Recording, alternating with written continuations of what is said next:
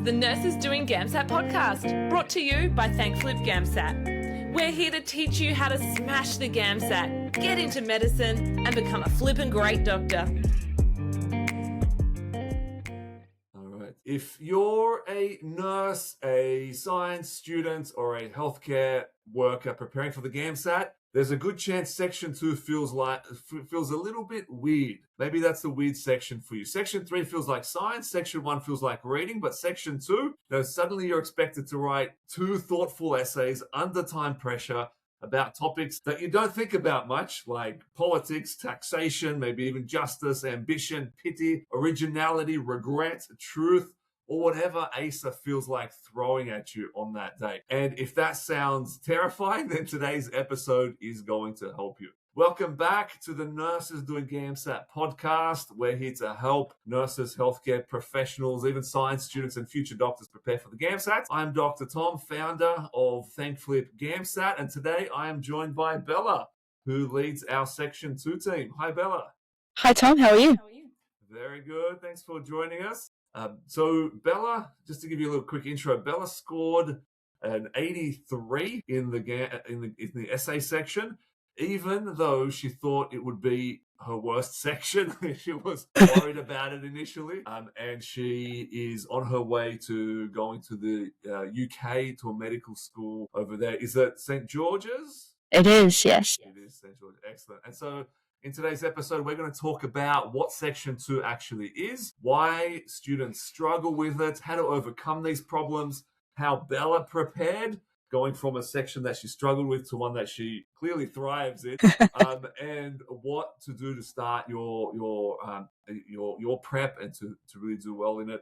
We'll also talk about our acceleration classes that are starting up very shortly as well. And as always, the resources and links to whatever we talk about are in the show notes. So scroll down to the bottom and you'll see a link to it there. But so Bella, before we get into the essays, let's start by talking a bit about your GAMSAT experience. You've got quite an interesting journey. It even includes a broken foot. Yep. So it's not like it was a smooth run of it for you. So tell us a bit more. Like, when did you decide you wanted to do medicine? Yeah, I was one of the weird children that knew what they wanted to do from quite a young age. Yeah. So from about 11, apparently, I started to say that I wanted to be a doctor. I want to do medicine. And I can remember all through school, it was always my goal. So obviously looked at the UCAT, didn't sit the UCAT, went and did a Bachelor of Pre-Medicine, and then thought, well, I got to sit the GAMSAT. Much to my disgust. I was horrified. I was like, oh, why does this have to be something I've got to do? But it was. So I looked into it, researched what I had to do, was totally terrified that I had to do writing and reading again. And the science section, I think, was the one that had the enigma around it, but you had a sense of comfort because you were like, well, we're science students. I should be able to do it. But the essay section was one that I just thought, what am I going to do? Yeah. Writing was never a strength of mine. I was always told I was a waffler. So my English teachers would always say, you write too much, get to the point. So I was thinking, well, what am I going to do now? I've finished uni, I've finished school. Essays should be done, and here I'm back having to write essays. So it's always a bit of a weird surprise. It's like, yeah, you're a doctor, but no, you need to write essays to do that. Yeah. What? And I always thought it would be very like personal statements. I thought, oh, I'd write about no, you're writing on capitalism and all these weird topics under the sun. But it was a good process to kind of accept. And I think if you really want to do medicine, it's something that you'll just pull up by your bootstraps and get into. So I found the boot camp, and I thought, why not? If I'm serious about this, I'm going to jump in. I'm going to get the help that I need because I just felt so lost with all 3 sections. I didn't have a hope in hell, to be honest. I was caught up in the whirlwind of what everyone said about the GAMSAT. It's so hard. You can't study for it. If you don't know physics, you're screwed. And I'm just like, oh, I am screwed then. But then Thankfully came along and got started, really enthusiastic, submitted my first set of essays, and got 28 out of 100. Wow. I was floored. That's often a shock when people Yeah. do get feedback on their first essay, and it's Yeah. yeah. Yeah. I was like, well, this is sealing fate. It's going to be my worst section. It's not going to work. Where do I go from here? But it was Stay Flip support. It was the Section 2 team, and it was a big mindset shift that occurred probably towards the end of my study. And it wasn't until like the second last acceleration class that something clicked, and I was like, I've been viewing this all wrong. And I've been seeing the essay section as like an English class, that I had to just write these essays, and I had to try and write to what they wanted, and I had to sound smart. But then I was like, no, it doesn't have to be like that. It's about you showing your empathy, your worldliness. So it's not about perfection, but it's about you being able to put yourself on the page and, all the qualities that would make you the amazing doctor you want to be. So that was really great. So then I sat my first GAMSAT in September of 2024. And everything went so smoothly for Section 2. It was like smooth sailing. The proctor was so nice. I felt pumped. I was ready. And I sat it, and it was fantastic. I remember feeling so buzzed after the exams, and then the low hits, and you're like, did I write that? That doesn't sound very good. Oh. And you go through the post-mortem, and I was sitting thinking, oh, don't know about that. But then you accept it, and you're like, well, I can't change it. But I was very happy, obviously, with my first results, scoring 83. And then I sat the GAMSAT again, because I sat for the first time in my penultimate year of uni, and I thought I'd like to have another go, boost the score if I can. So I sat in March of 25, and the night before I was doing the GAMSAT, I was prepping our family study. So I was just stripping everything. Right? Yeah. Ready to do it at home. Yeah. So obviously for the proctor, get everything off the desk, put the sheets up to cover all the cabinets, and my brother has a big monitor, and it has those big bases, like the CPU. And I thought if I grabbed the arm and then put my hand underneath, that it would like carry nicely. Well, no, the CPU flipped and fell off the arm and smashed onto my foot. And I was like, oh, well, that's great. But no, I was like, I'm in the GAMSAT mode. Don't think about it.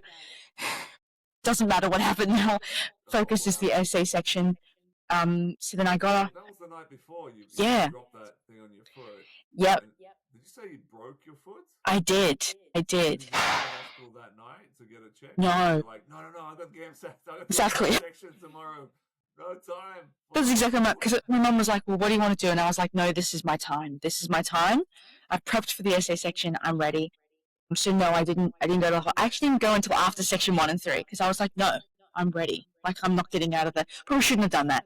But what's done is done. I think us as doctors, we tend to be the worst patients. And we really are.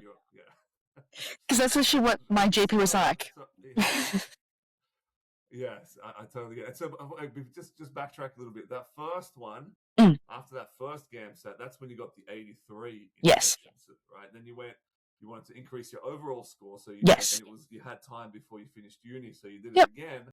But the night before the essay section, you broke your foot. Yeah. You didn't go to the hospital. You pushed through. You did the essay section and sections 1 and 3. Yeah. Silly, but Went to the hospital. Went to the GP weeks later, and he was like, what is wrong with you? I was like, no, the GAMSAT's not going to beat me. The GAMSAT effect is not going to work. So then I sat Section 2, and every tech problem that could go wrong went wrong. The proctor showed up late. Then the proctor couldn't get their camera working. And then their Wi-Fi wasn't working. Then they said my Wi-Fi wouldn't let them share my screen. I was like, oh my gosh. And your this is throbbing, yeah, I'm just sitting there trying to like do like around my room with the camera. And so it ended up going for like 3.5 hours, the whole thing, because it was, everything went wrong. But then I remember thinking, no, I've prepped for this. I'm not going to let it get to me. Yeah. And I think at the start, the first 20 minutes, I was a bit frazzled and a bit back and forth, but I found my flow, and you get back into the pattern of what have I been doing? What I've been prepping for, and it does end up coming through. So they weren't my perfect essays, but I guess no essay is ever perfect. It wasn't as good as my first sitting in terms of confidence and flow and having 2 minutes at the end, have a read through. I was writing, down Everything to the going minute. wrong, a broken foot, yeah. But then I was quite surprised that I got 75 Yeah. for the second attempt. And I was like, Despite all okay. those problems, that's still a fantastic score. Yeah, I was like, why not? Why not take that? I'll take it. I'm happy with There's it. a lot of lessons there, and you mentioned Yeah. something called the GAMSAT effect. And that's something that we talk a lot about in the boot camp because it's this strange. Well, why don't you tell us what that is, Bella? The GAMSAT effect, how it was explained to me, was that when you decide to sit the GAMSAT, life's like, let's throw everything else at you. So everything that can go wrong or everything that can come up while you're trying to study does come up. So moving or family or work, it all seems to want to throw up in the air as soon as you decide to sit down and prepare for the GAMSAT. Yeah. And I think that's a real. We talk about that on purpose in the boot camp because sometimes people expect to have this perfect run, and they expect that unless they have a perfect run, they can't prepare, they can't do all the things, and they're waiting for the sky to be clear and the sun to be shining, and for it all to be good before they study. But the point is that the conditions will never be perfect. They're never going to be perfect, right? And so you just Exactly. got to make it work anyway. And that's one of the things that we're really big on. And I think that's it's what you were living right there. And then with the GAMSAT, with the foot, with the proctors, with all the things, you're like, I'm not going to let this stop me. Some people would. They'll be like, well, and it might be reasonable to go, Yeah, of well, course. look, you got a broken foot, you probably wouldn't. But we're looking at unreasonable results, really. So Yeah. sometimes we need to do unreasonable things, or seemingly so, because it ended up, these are lessons that are going to help you in your medical degree as well. Of course. And just before we started this, we were talking about Sue, one of our former boot camp members. We were looking it up. She was looking it up. I was looking it up. She's the world's oldest medical student. And just to the people listening, how old do you reckon that is? What, 45? 55? She's 72. She's 72. And she's just completed her first semester of her medical degree. And it was a challenge, like it is for a lot of people, and for her as well, because she's 72 and dealing with all the things that a 72-year-old does, but she still got through. And she said we actually caught up yesterday for lunch. We had lunch with her and her husband and her family, and she said that a lot of these mindsets and the attitudes that she learned going through the GAMSAT and through the boot camp, they really served her well as a medical student to know that she can overcome these challenges. The way that the GAMSAT taught her to think was really valuable, and yeah. So anyway, that's a tangent there, but I think it's valuable. Beautiful tangent. So let's go back and let's talk about the essay section. So let's start by talking about just generally. We'll talk about the details of how to improve and what goes wrong and all that stuff. But let's talk about what is the essay section. For people who are new to it, can you give us a bit of an overview, like how it works, what it's about, what the kind of sticking points might be? Yeah, so the essay section, or section 2, is the section that requires you to write 2 essays based on different themes. So essentially you have 65 minutes to write these 2 essays on themes that you've never seen before. And the added challenge is that the themes are presented in a set of quotes. So you don't get told your theme is, you have to find your theme. And having that ability to deduce what the theme is the first thing, and then writing is the second thing. And there are 2 different tasks. So task A, essay 1, task B, essay 2. And task A are your very socio-cultural themes. So these are the themes that are very common to society. They affect culture and the world we live in. So they're those really big topics that we don't talk about. Commercialism. What's another one? Government, politics. Taxation. Yes. That, right? Yes. But it comes up. It's come up before. So often, politics, they seem to love to circulate that one. Democracy, capitalism, communism, hunger, farming. So they like to do different types of those big things, but it comes back to societal impact. So these are topics that affect the big picture, big population, and they're an essay that demands a more academic approach. So we want stronger language, stronger ideas, and a more logical, thought out approach. Then we go to task B, and it's like different kettle of fish. So this is a very personal essay.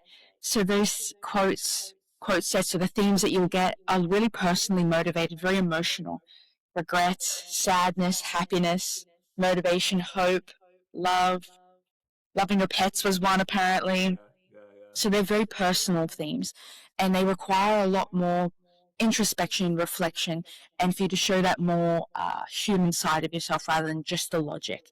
So the essay section is this weird concoction of writing on two different types of themes, and that showcase two sides of yourself, that very academic side, that worldliness, well-read, ability to argue, and then the other side of being able to connect, resonate, and empathetically think through points that you can then advocate for and support through your own experience. So it's quite a weird section in itself because it doesn't have a stock standard expectation of what you'll see. Because at the end of the day, you don't know what you're walking into. Like the other two sections, you can't predict what it will be. But that's the main gist, is that two essays, one very sociocultural and one personal. Yeah, and I think that one of the big takeaways is that the section isn't asking whether you know the correct answer on the topic. It's asking, can you think clearly and develop an idea and communicate it well under pressure? Exactly right. And I think that's the really important thing to be thinking about as you head into this section. But what are some of the struggles that people have with this section? Yeah, I think off the top of my head, the first thing that I think is a common struggle with us all is coming up with ideas. And I think a lot of people have this perception that you have to write on perfect ideas. Like they have to be perfect, they have to be really smart. It's not the case. Because at the end of the day, no idea is perfect. And the GAMSAT marking team or ASA aren't looking for a stock standard, this is the answer they want you to write on, as you touched on. But they're looking for how can you draw ideas out of this theme and, use your knowledge, use your experience, use your forethought, use your hindsight, all those beautiful things that we need as doctors to then write an essay on. So coming up with ideas is probably the biggest struggle because it's the most important thing that you need to be able to do in this section. If you don't have an idea, then you're not really going to get very far. But having an idea doesn't mean it has to be perfect, but it's something you feel confident in writing about. And that leads into the second kind of problem that a lot of people face, is either having too many ideas or too little ideas. So you look at these themes and they're big, they're broad, and they're broad for a reason. And that's so that you showcase your own perception on the theme. They want everyone to have their own take. Where if it was very niche, then you're all going to be writing on very similar things and you lose that individualness. So is it about your kind of like opinion on a topic, or is it about insights, or is it what do you think is, if it's your own personal take on it, what do you think is going on there? Well, that's exactly right. It's how you view the theme in the way that you view the world, the way that you view life. So for task A, it can be opinionated, but you want to make sure it's backed up with logical arguments and really concrete evidence. So we don't want to be spouting and sprouting what we think and what we... It's not a rant. Not a rant. So, section 2, as much as it feels like it, you can, sing your heart out. Maybe don't. Leave that for the bedroom or after, when you finish the exam. But it's more about you being able to showcase it in a very elevated way. So having an opinion, but then backing up why you have that. What supports that opinion? What supports that perception?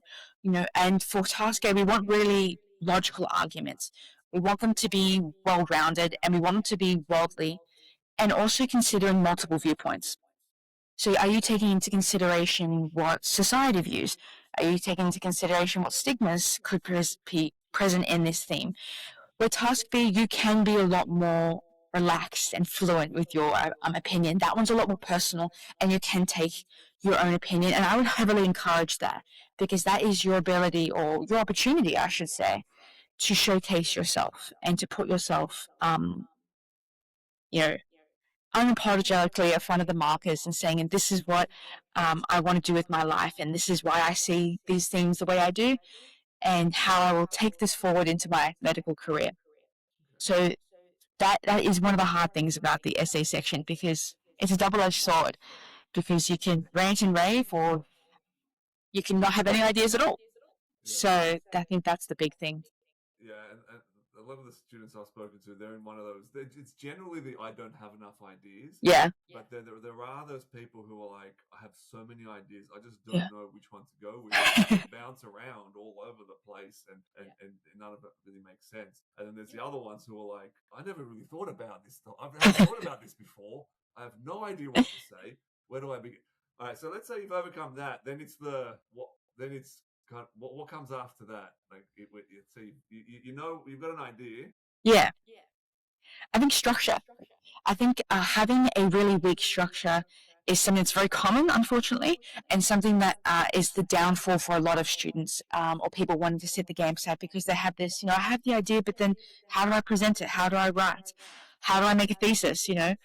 That's a common thing that I hear all the time, and something I still ask myself. I'm like, is this a thesis? Is this, So that's the next kind of thing, is having the structure to write these GAMSAT essays, because unfortunately, they are not like the essays we write in school. They're their own kind of species of essay, and having an understanding of a way to write in a way that you can advocate your ideas, but also present them in a way that is logical, clear, and focused, so that the markers can see your perception, why you think that, the evidence or the analysis for why you think that, in a really succinct and coherent way. So that's the second kind of problem that a lot of people kind of face, is that structure, and having a structure that is clear and flows well. Okay, and so let's say they've got the idea, they've got a structure. Yeah. What's the next kind of problem that people... Timing. 65 minutes, 2 essays on themes that you don't know what you're going to write about, possibly never seen before. That's a massive challenge in itself, and I think it's a thing. Listening to this, Bella, I'm saying it very nicely, but I'm just like, how do you even go from being a science student or a nurse or whatever, and going, how do I go from not having written essays to there? Or I get you, I hear you, Bella, but I'm struggling in all those areas. Yeah, exactly. And I think that's the thing with the essay section, is don't crave perfection, but crave your own personal best. How can you make sure that you're putting yourself on the sheet? And a lot of people worry about timing, because it isn't a lot of time. 65 minutes goes fast, but it's how you use those 65 minutes, and it's playing to your strengths. And I think when you find your own narrative voice, your writing voice, as people like to say, and your own flow, that's what you need to focus on. There is no one set structure, but you play to what you can do well. And I think that's what I always try and encourage in people. And have fun with it. Break that down a little bit, because I hear what you're saying, and I think people listening are probably like, great, this sounds fantastic, but that sounds like a lot. Yeah. Let's break it down. Let's go back to the ideas. Can you give us a tip on how to go from like, oh, I've got a couple of ideas. Yeah. I don't know if they're any good. Mm-hmm. What do I do? Yeah, sure. I think the first thing that's really important to have when you're looking at a set of quotes is there's almost this internal dialogue, or like a set of questions that you ask yourself. Because it's very easy to kind of just look at a theme and be like, don't really know what to write on, or I've got like a bit of an idea and a bit of another idea. I can't really flesh them out. So start asking yourself questions. And things I'd ask myself is, what does society think of this theme? What did this theme look like many years ago versus what it looks like now? If this didn't exist, what would the world look like? If this existed in too much of a regard, what would it look like? And asking about myself, what do I think about this theme? Why would I think that about this theme?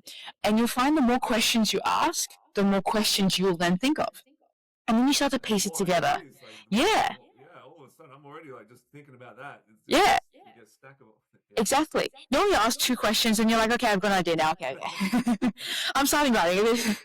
And that's what I think I've changed my thinking, is I used to just sit and stare at themes, and I have either lots of ideas for those big themes that are really common, like war. Normally we can think of quite a few things, and then I'd look at democracy and I'd be like, what do I write on? And it's moving away and thinking, let's focus on one thing. What's one thing that I think about this theme? And that's all you have to write on. You don't have to write on the whole theme in all its glory. Choose one viewpoint that you'd like to viewpoint or to write on. And it's something you feel, again, confident writing about. Don't get caught up in, oh, ASA wants me to write on this, or I have to write this way because this is, what's politically correct, or what it should be the way, or it should be what everyone thinks. But write in a way that's empathetic, that's considerate to the different viewpoints. We don't want to be ranting and raving. We don't want to be accusing. We don't want to be making judgments, but being open-minded and writing to what you can write well on. So that's why asking these questions and having your own opinions that do come from that is really important. So that's why asking things like, what do I think about this and why? So when I see politics, I'm like, ooh, I'm not a fan. Why am I not a fan? Because I don't understand it. I didn't learn about it in school. I have no personal interest in it. And every time I see a politician or anything, it's normally in a bad light. It's, a scandal. So I always think, well, then what am I focusing on, And then there's my essay, kind of that you can draw off. And so is this how you did it? Because you didn't have a strong essay background. No. Then you improved, and you're now one of our tutors. Yeah. So what were the kind of things that you did, like practically speaking? Because we kind of went over the overview. Yeah. How did you study? How did you do that? Yeah, and this sounds like really awful, but I stopped writing essays all the time. And the essay section, or studying for the essay section, I don't believe means writing essays constantly. Don't get me wrong, you still need to write essays, you still need to get into the regular habit of writing and what that feels like, but I shifted my focus rather than just churning out essays one after the other and doing things that were actually productively building my skills. So focusing on the different skills that were important, such as idea generation. So what I would do is I would get the quote of the day website, I'd look at the quote, determine the theme, and then come up with an idea. What would I write on? What would my thesis be? What would my BP1 and BP2 be? Or body paragraph 1 and 2 be? What would my examples be? And, getting into the process of really quickly coming up with ideas and picking one that I could write on confidently. Doesn't matter if I didn't write that essay, but I was very confident that I could come up with an idea. Because the thing that we fear is seeing a theme that we don't know. And I think there's nothing scarier when you're like, oh my gosh, what do I do? But it's getting... like, I wrote about this, I thought about it, but I don't remember what Yeah, what was my thesis? What was it again? It was kind of good. I spent so long writing, and I think shifting away from it needing to be rehearsed, but getting into the practice of just being able to come up with ideas and being able to come up with that plan is really important. So that's something I really focus my study around a lot, is getting comfortable with coming up with ideas quickly. Okay. And then being able to, Let's break that down a little bit more, because this is really interesting, because that's, so you moved away from just pumping out essays, which is what many people think they have to do, to focusing on a problem area within your essay writing and improving that on its own. Yes. And I know this very well, because that's the drills of that 4D method, right? That's exactly. The boot camp, right? It's the discover, drill, deploy, and dig, and then you keep going around. But yeah, and I think that's, people listening might be like confused at this point. They'll be like, but someone told me to write lots of essays. Others told me to read lots, and now you're telling me to do neither of those, but rather to focus on the problem areas.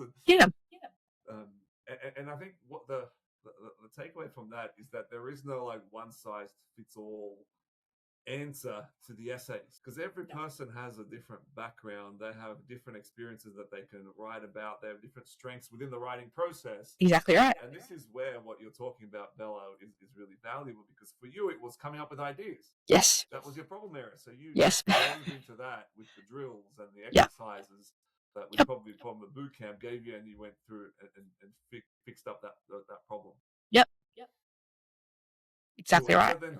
So then how do people, so that's a way to improve your essays. Yes. Right? Or how would you suggest people get started with their essay writing? If they're like, well, I'm decided to do the upcoming GAMSATs, I've discovered this podcast. Yep. Now what? Exactly. I think rip the Band-Aid off and write 2 essays in timed conditions.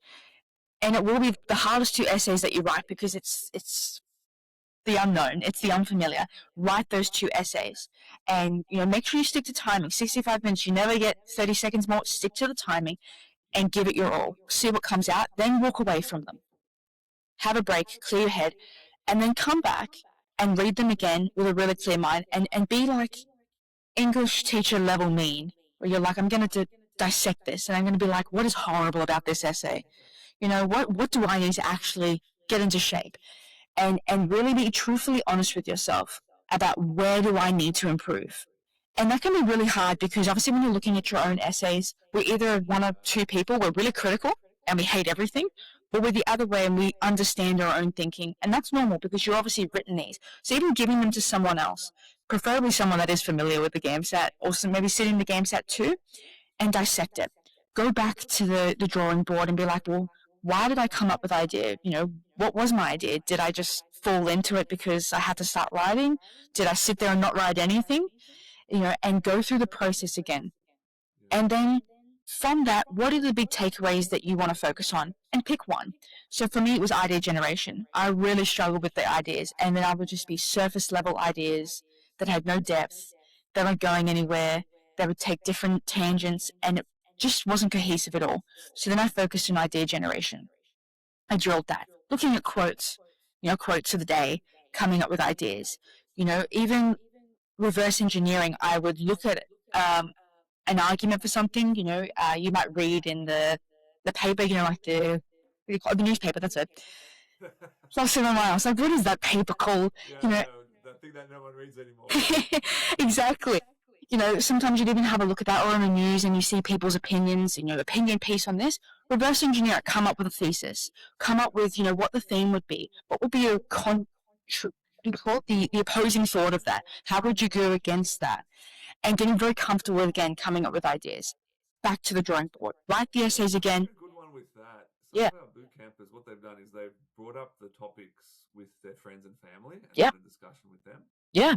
One of our friends who's doing the GAMSAT with us, we know her parents, and they're like, well, the dinner time conversations have changed, but we talk about all these different topics and discussions around the table and deep thinking about these different things. So it is, you can. There are different ways to. Oh, of course. And I think my family got sick and tired of me bringing them up, and my mum was like, Bella, I'm not setting the GAMSAT, okay? Like, this is lovely, but you're setting the GAMSAT. Stop asking me all these questions, because I'd be like, Mum, what's fear to you? And she's like, can we just walk the dogs in silence? Going to my brothers and be like, what do you think of neoliberalism? And they're like, why are you like this? Just leave us alone. My brother's playing PlayStation. He's like, what is wrong with you? Why are you doing that?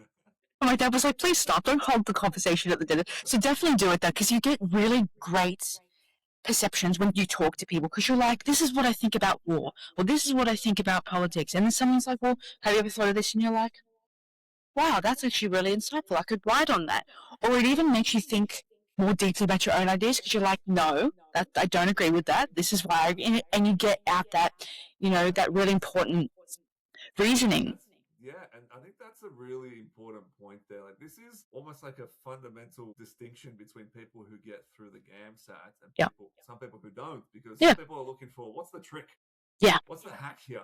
Just tell me the trick so I can just get in and get on with my life and keep doing what I've always been doing. But I think the people that really succeed is that they realize that to get through, they need to change how they think. Exactly. And what you've just said there is you kind of start to question your own way of thinking, and you think more deeply, and you think about different topics. And that's literally what you need to do to get through the GAMSAT, is to learn how to do those things. And so it's not about hacks and tricks and superficial stuff, although, there are different, strategies and techniques, but it's more that deeper level of exploring these ideas around, the essay section, but then even in section 1 with poetry and fiction and non-fiction. Exactly. And some people might be like, well, I don't have time for that. Well, then you're going to kind of struggle with the GAMSATs. Honestly, like, it's not about even the time. It's about finding ways to do it. Like you just said, you just throw it in during normal life. Yep. You're not going, all right, let's sit down now for an hour and discuss neoliberalism. It's like, no, you're having coffee and you go, by the way, what do you think of and so your conversations just shift and change. And and it's almost like a life lesson where if you want to do different things, you got to do different things. Exactly. If you want to have a different life as a medical student and a doctor, you can't keep doing the same stuff you've always been doing. You got to change the way you're doing life often. The way you're managing your time, the conversations you're having, the way you're thinking about stuff. And this is what I've seen with a lot of people that get through GAMSAT. Their families are like, they think more these days. They think different, like they approach life, and that's what our friends' daughters, parents are saying. Like she's really thinking about stuff differently, and she nailed Section 2. Amazing. She did really well. Yeah. And so I think that's a broader lesson on GAMSAT and the role it really plays in people's life. It's like this pivotal moment. It's not just an exam. This is why I get excited about it at times. Sometimes I don't.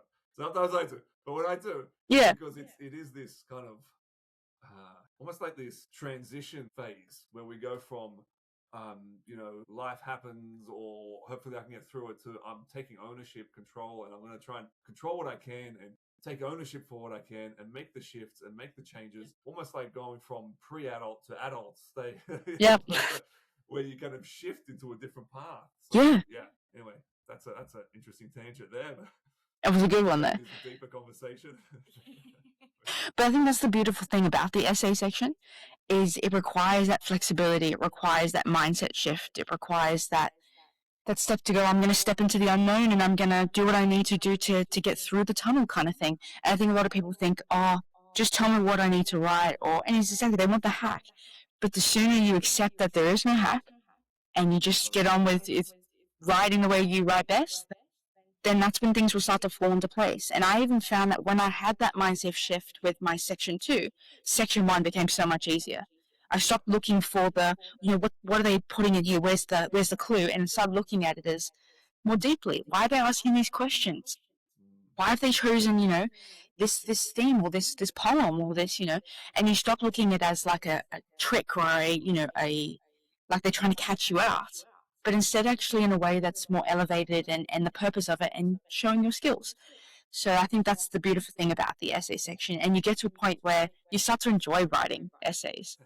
And I was a long road to get there. Yeah, exactly. I remember starting it and I was like, I just can't stand it. I used to dread it. Like I used to sit at home and just think, time to write the essay. I used to look out the window and think, is this really what I need to know? Or, I used to sit in uni and be like, does the fire alarm going to go? No, okay. Because it's not enjoyable, you feel stressed. But then I got to a point when I changed that mindset, and it's not about how I had to write. I had to write to a certain way, but writing to your way, what you think, and it becomes more fun. And it definitely got a lot easier. But it's taking those steps. It's having that mindset shift, and remember thinking about it as I'm showing my empathy. I'm not showing how well I can write. I'm not showing that I'm a literary genius. I'm showing that I have empathy, showing that I'm human, and I'm showing that I have a viewpoint that I care about. You want to show that you can advocate for something, just like you will when you are a doctor. Amazing. And this is all the stuff you can learn. So people might be sitting there going, well, I don't do that. Well, not yet. But exactly. We can expand that. We can add that to your repertoire of what you can do.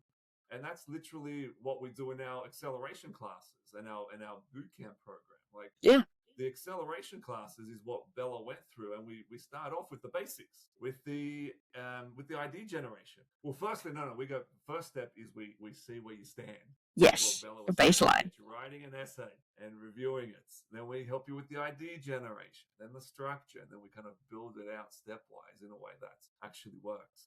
And so you, Bella, you run a lot of these classes and you organize them. Yeah. So run us through what did you find beneficial with the classes when you did it yourself, when you went through it as a student? The best thing about the classes was its application. And it was so scary when I first started, but being, told you now need to write an essay or you now need to write a paragraph. Setting the timer, it's like that. Oh. And I remember when I first started the essay classes, a lot of people would see that and then leave the call because they didn't want to, I don't want the pressure, I don't want to. Goes down by. But at first you feel the pinch. You're like, well, what am I going to write on? That's not enough time, and then I don't want to share. But you get into that point where when you get into the uncomfortable zone of writing, you learn your greatest lessons. And it's where I started to see the gaps in my writing. And I started to face the music and be like, I'm approaching this so wrong. This is just not working. It's the same, Not a criticism either. No. The idea is the way I think about it is, where are your marks hiding? Let's exactly. Find marks. Yeah. Let's find them like a treasure hunt. Yeah. Yay, we found the marks. Yay. Yeah. It's a good thing, right? We found that this is where they're hiding and this is the problem area. Yeah, Rather exactly. than you suck, you can't do this, all that Yeah. stuff that a lot of people will go down. Yeah. It's like, no, this is good. We found this now. We can fix it rather than you discovering it on the day of the exam. Exactly. Being a problem. We can fix it now. Too right. And that's the best thing about the classes is that it is applied. Learning a skill in any regard is worth nothing if you don't apply it, because we can be told this is how you come up with an idea. Or if you don't do it yourself, it's like, oh, fantastic, thank you. But you actually want to be able to do it. And that's what I loved about the acceleration classes. Even though it was scary at first, it got way easier. And everyone in the boot camp is so supportive. It is a community. I used to think, no, I don't want to share. They're going to think I'm silly because, I wrote on this. No, people have such different ideas, and then you think that your idea is horrible, but then someone's like, oh, that's lovely, I love that, or that's so interesting, I'm going to use that in this now, and I'm like, oh, okay. Or someone says, that's cool, did you think about this?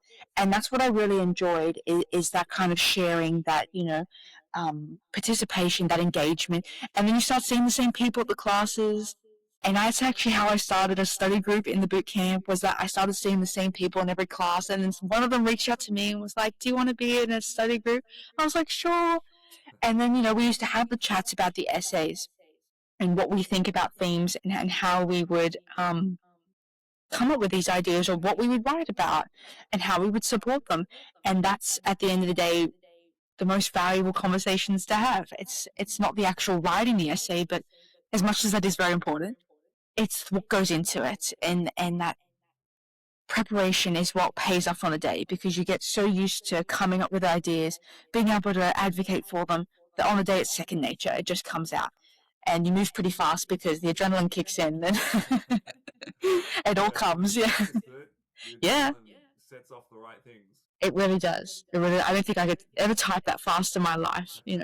I've gone from doing this to the 2-finger typing to touch typing was great. Oh, nice. And so, it sounds like you really enjoyed the classes. And then I did, yeah. Got through the GAMSATs. Yep. You got accepted into I did. British medical school. And now you're one of our team. Yeah. You run these classes, but you're also a study mentor. I am. Students. Do you want to run through what that looks like? Yeah, so basically a study mentor is like your point of call in the boot camp. Not just the GAMSAT, the boot camp. So it's, each student has someone they can go to ask questions, to bounce ideas off. Navigating the boot camp is a bit scary at the start. It's such a wealth of information. So, it's where you can go to ask your study mentor, where would I find this? Where do I start?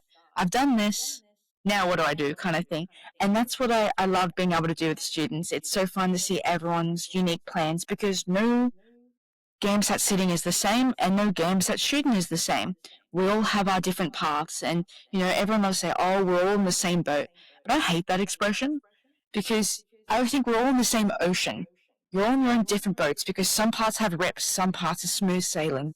Everyone has different parts of their journey, and it's being able to navigate that to the best of your ability. And that's where study mentors come in, and we help you find that path, navigate the rough seas of getting 28 out of 100, and how we bounce back, say, put up the sails, let's, get into the hard work, and then you start to get into the progress that you want to see. And so, it's about supporting students through the boot camp, through the GAMSAT, to achieve their best. And it's a lovely thing. We love having you part of the team, Bella. Thank you. So inspiring. Oh, thank you, Tom. That's so lovely. Thank you. I love being part of the team. It's such a pleasure and such a privilege. Awesome. And so now, then, any final things about the essay section before we wrap up? Ooh, I think just remember, it's not about perfection. It's about you. Putting yourself on that page. Thinking not only about yourself, but the world around you. It doesn't have to be as scary as everyone makes it out to be. Everyone has ideas. It's just about trusting them. Have the confidence in yourself to back your ideas and to feel confident about what you write. And just have fun with it. Excellent. And we'll put in a couple of resources in the show notes for you guys about coming up with ideas and writing great GAMSAT essays.